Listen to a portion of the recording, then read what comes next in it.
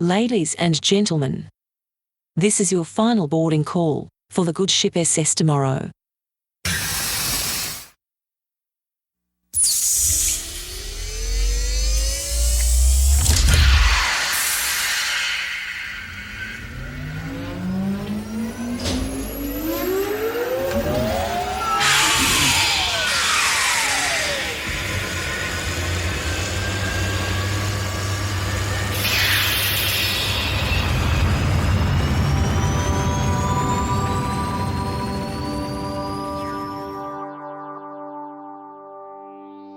Today on The Friendly Futurists, giving yourself 10 permissions.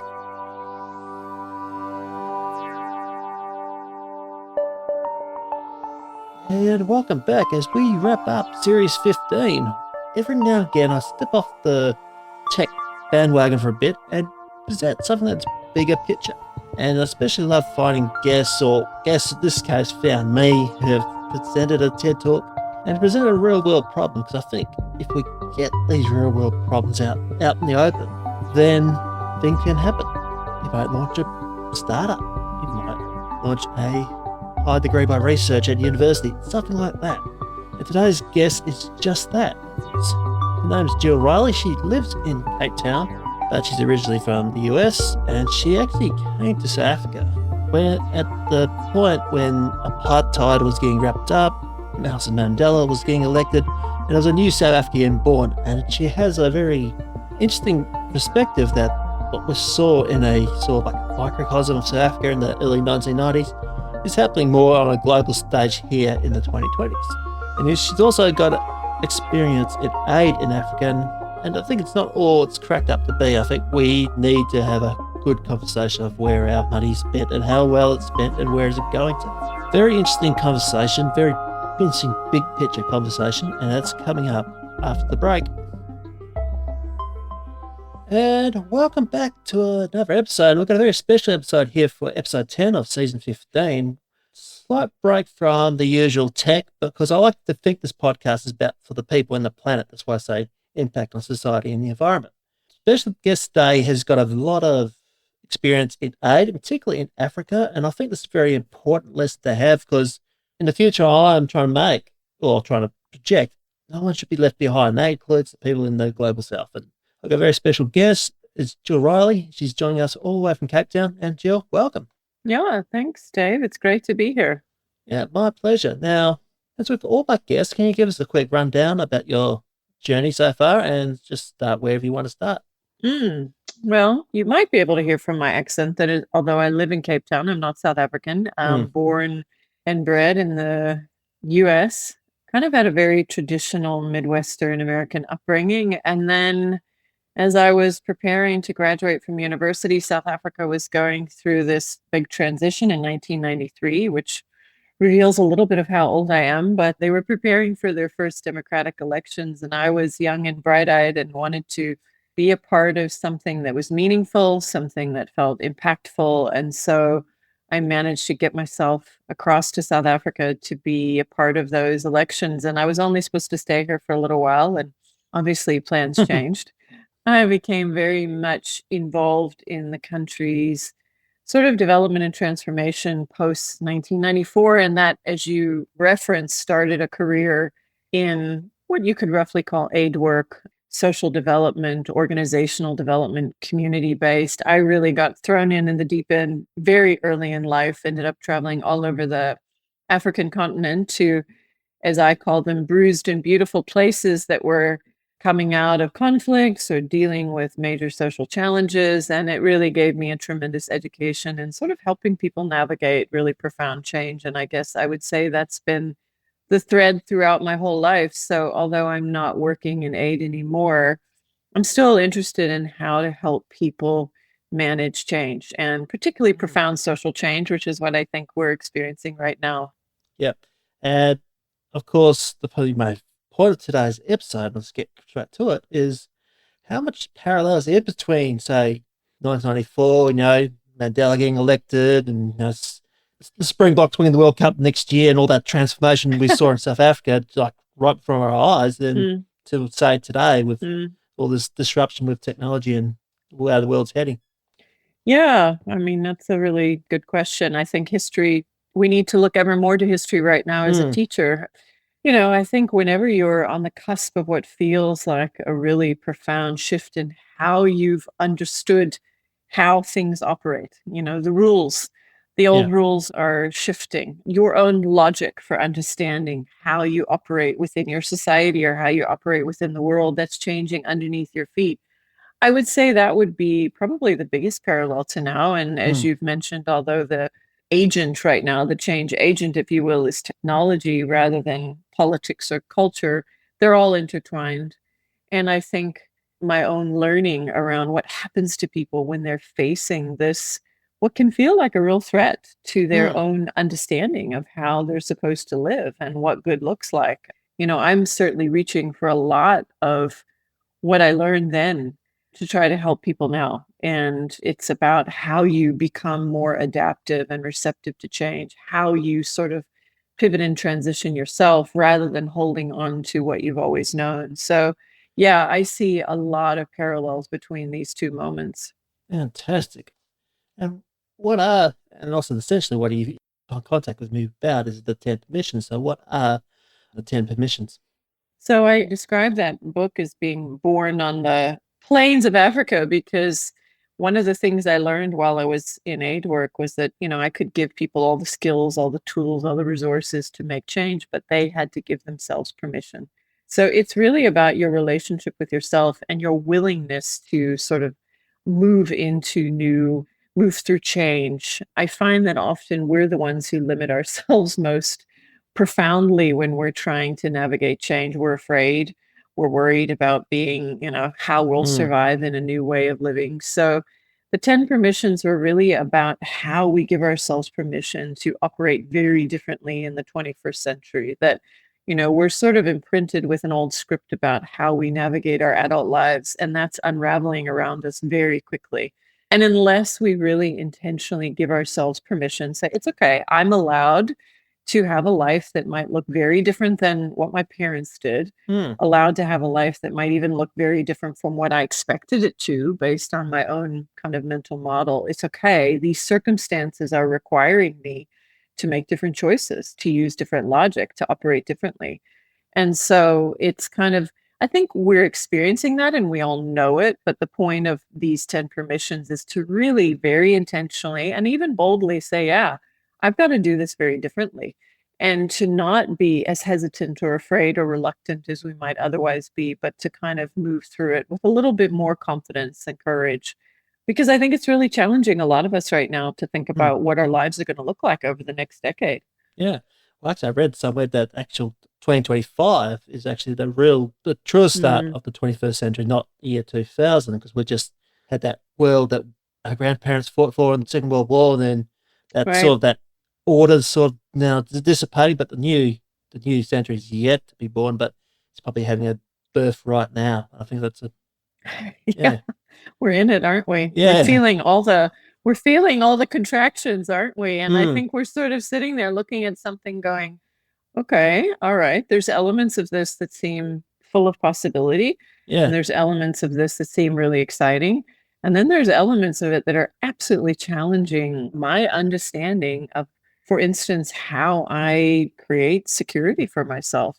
mm, There's so much talk right now about the job market falling apart and, entire professions being replaced by AI. And so, that old mental model of kind of get a good job, hold on to it for as long as you can and retire. So we all know that that isn't really a viable strategy anymore. But the point that I'm bringing with the 10 permissions is we need to actively replace it with something else, not mm, just go, oh no, I'm going to carry on with that strategy for as long as I can, hope I don't get caught up in it, but rather say, all right, I know that's not going to work. So how will I allow myself to really create alternatives that feel viable and desirable in this, what you've just described as like really, quickly changing landscape? yeah. I guess too. I mean, if you look at say Chinese, the word for crisis means both danger and opportunity. I think we just have to remind ourselves that this stuff has happened before. We're not new. There's nothing novel here. Yeah. I think what is novel, or at least what feels novel to a lot of people, is, in the book, I describe what we're experiencing over this. very transitional period into the 21st century is a sort of unraveling, that there feel like there's multiple elements of our sort of known circumstances that are unraveling around us, whether it's sort of our expectations of politics and governments and how those work, to the technological drivers, to the cultural norm shifting around us. I think that's creating a lot of the profound sense of insecurity and anxiety that a lot of people are feeling. And of course, in response to that, you've got options, which is to kind of move into it and explore it with as much, receptivity as you can, looking for what's possible, or you sort of double down and you pull away and you hold on for as long as you can to what you know. And I think we're seeing that right now in terms of movements that are kind of regressive, that are looking to the past, and then those who are willing to step into this period of profound uncertainty. And I think we are being challenged because we don't have what I would call prescriptions. If I do this, then I know I'm going to be okay. We don't have those right now. And I think that's what we had in the 20th century and previously that made us feel safe. And I think so what we're experiencing right now is a real lack of predictability, clarity, certainty, and learning to live with those things is really, really tough for us humans. Yeah, yeah. And particularly from an African perspective, what would world look like, say, in 10, 15 years' time? Oh, well, I mean, we have such a youthful population. And some of the population concerns that exist elsewhere are not issues here. We have a very young population. We have a lot of resources. And we're not as burdened, I think, with some of the sort of scripts that might hold the West back. So Yeah. in a certain way, I think there isn't that what I just described as, the lack of predictability, the lack of certainty, the lack of clarity. People here are used to that. So in many ways, it's a huge generalization to describe an entire continent. Yeah, But I of think course. for many, many people across the African continent will, in an interesting way, be far better placed to deal with periods of profound uncertainty. And we saw that during COVID. I mean, everybody had dire predictions about the African continent. And in fact, Africans navigated it far better than people from far wealthier places. So, Africans have developed a grit and a resilience that, you only find in sort of personal development workshops in the West. Those aren't concepts for them, they're a way of life. So I think in a certain way, people here are adaptive, they are resilient, they are used to having to pivot and change. So on a human level, I think there will be a lot of untapped resource here to find our way through. And for a lot of people, they're seeing this as a next frontier, as far as the potential for growth here is huge. And as I said, you've got a very youthful population that will embrace technological change far quicker than aging populations in other parts of the world. Yeah, well, I have to speak from personal experience. As a university lecturer, I have had a few African students, mainly from Zimbabwe and Kenya, and I teach technology, and they seem to be like quite switched on. They seem to be embracing what we're teaching them. So I think that's a good way, a little bit of osmosis, I guess. I think from outside, it looks pretty bright over there. Yeah. Yeah. I mean, I have to say, in a period of deep pessimism globally, there is, I guess we're so used to having a pessimistic narrative sort of layered onto this continent and the people here. And we've learned, I'll say we, even though I'm not born and bred African, have learned to find our way. And one of the things that I'm talking about in the book is the shift from sort of following a prescribed way to having to find your own way. That this is a world that's going to reward agency and adaptability. And people here have that in spades. There are very few sort of firmly set out ways. So yeah, I feel that there's a moment when, some of the challenges of the last several decades and beyond are, perhaps going to serve people here well in terms of finding their way through what is no doubt going to be a pretty tumultuous decade or so. Yeah, it's fascinating. Now, I'm really enjoying our chat today, Jill, but is there anything I didn't ask but should? No, I think, the 10 permissions is published in the US on September 16th.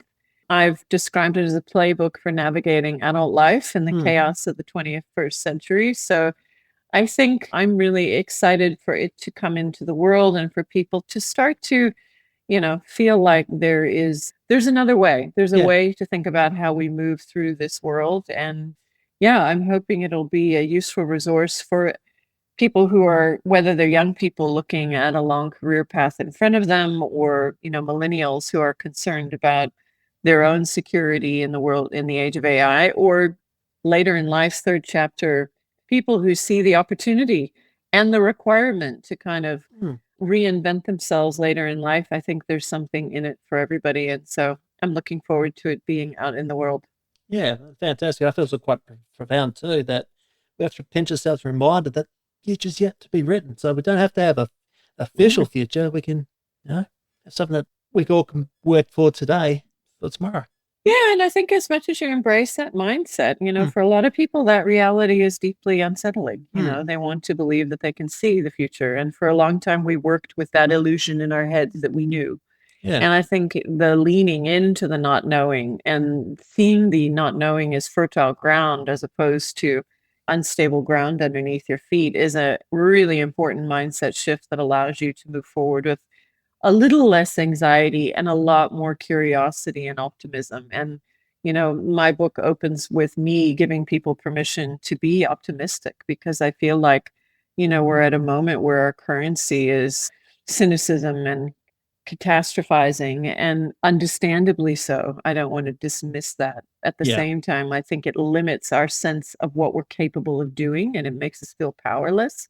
And so I think it's a really important time to channel some of that optimism that you've just alluded to and say, hey, look, we have the power to create our futures. And claiming some of that power, I think, is really critical in this moment. Yeah, and I hope this episode has inspired 50 startups and lots of selling of the books on the fly off the shelf. I hope. Yeah, wonderful. Well, thanks, Dave. You're welcome. And finally, before we wrap things up, Jill, where else can we find you? My website, 10permissions.com. I'm very active on LinkedIn, and I'm also on Instagram. So all of my social media connections are on my website. But yeah, I really welcome conversation about these issues. I think we're all in this together, trying to find our way through this really, really exciting and profound moment. And I think the more that we can reach out to each other, have conversations, share strategies, the more capable we're going to feel in the months and years ahead. So please reach out. I'm really excited to engage around how we find our way forward. Absolutely. Jill, it's been a pleasure chatting to you this afternoon. Thanks. Thank you, Dave. Thank you for having me. You're welcome. Thank you for listening. The Friendly Futurist is a Podcast West production and has been produced and edited by me, Dave Monk. If you love this show, please leave us a 5-star review on your favourite platform. That way it can help me grow. Until next time, friends, remember to stay curious, and the future is user-friendly.